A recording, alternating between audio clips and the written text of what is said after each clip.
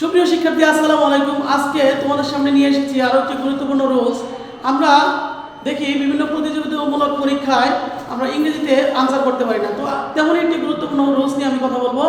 আজকে কথা বলবো, আমরা অনেকেই জানি এলওয়াই থাকলে বেশিরভাগ ক্ষেত্রে আমরা অ্যাডভার্ব মনে করি, কিন্তু এলওয়াই থাকলে আমরা জানি সেটা অ্যাডজেক্টিভও হতে পারে।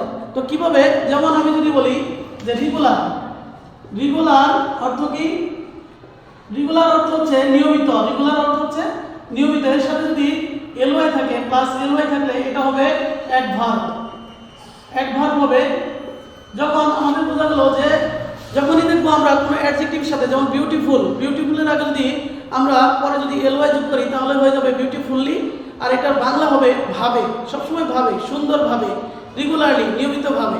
তো আমরা বুঝলাম যে এলওয়াই থাকলে অ্যাডভার্ব হয়, কিন্তু কিছু কিছু ক্ষেত্রে সেটা অ্যাডজেক্টিভ হয়। যেমন কোনো শব্দের নাউনের শেষে যখন আমরা এলওয়াই দেখব তখন সেটা হবে অ্যাডজেক্টিভ। যেমন মাদার একটি শব্দ, মাদার একটি শব্দ, সেখানে যদি আমরা এলওয়াই যোগ করি তাহলে হয়ে যাবে মাদারলি, তখন হয়ে যাবে মাদারলি। এই যে মাদারলি শব্দটা, এটা কিন্তু মাতৃ স্নেহ বোঝায়, মায়ের ভালোবাসা বোঝায়। এটা কিন্তু আমরা ধরবো অ্যাডজেক্টিভ।